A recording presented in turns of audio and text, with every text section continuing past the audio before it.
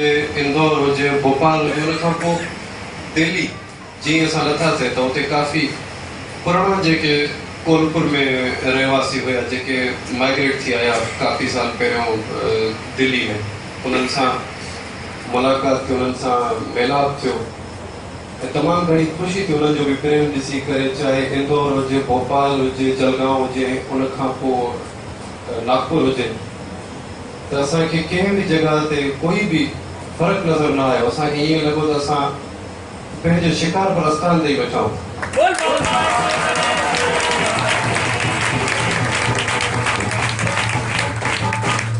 कॾहिं बि असां जॾहिं पंहिंजे घर वञूं था त असांखे कोई बि दिक़त या कशालो महसूसु थियणु न खपे। जेकॾहिं असां घर वञण जे टाइम असांखे दिक़त महसूसु थिए थी त पोइ असां घर छॾे करे ॿी कहिड़े पासे वेंदासीं जिते असांखे दिक़त महसूसु, महिमान जे घर त न वेंदासीं, पाड़े वारे जे घर त न वेंदासीं। अहिड़े ई तरीक़े सां असांजो पंहिंजो घर आहे ऐं असां जेतिरी ख़ुशी सां आहियूं, जेतिरे प्रेम सां आहियूं, उन खां वधीक तव्हांजो प्रेम आहे असांजे लाइ।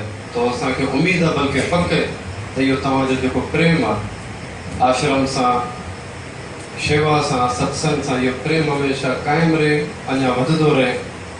ऐं उन सां गॾु तव्हां सभई आयल महिमान समाधा मंडल जेके जेके शेवा कंदा आया आहिनि ऐं इन सत्संग में शेवा कंदा ऐं असां खां पोयों शेवा कंदा रहंदा।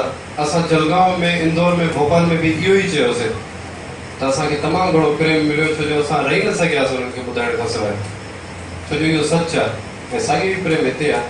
कोई फ़र्क़ु न आहे, असांखे कोई फ़र्क़ु महसूसु न थियो। तव्हांजो इहो प्रेम हमेशह क़ाइमु रहे, अञा वधंदो रहे। असां सभिनीनि जी जेकी इहा शेवा आहे, असां सभिनीनि जी पाण में जेकी ॿधी आहे, हमेशह क़ाइमु रहे। ऐं तव्हां सभई आयल महिमान समाधा मंडल जेके बि शेवा कंदा आहिनि, करे रहिया आहिनि या अॻिते बि कंदा, तव्हां सभई हमेशह ख़ुशि रहो, खिलंदा।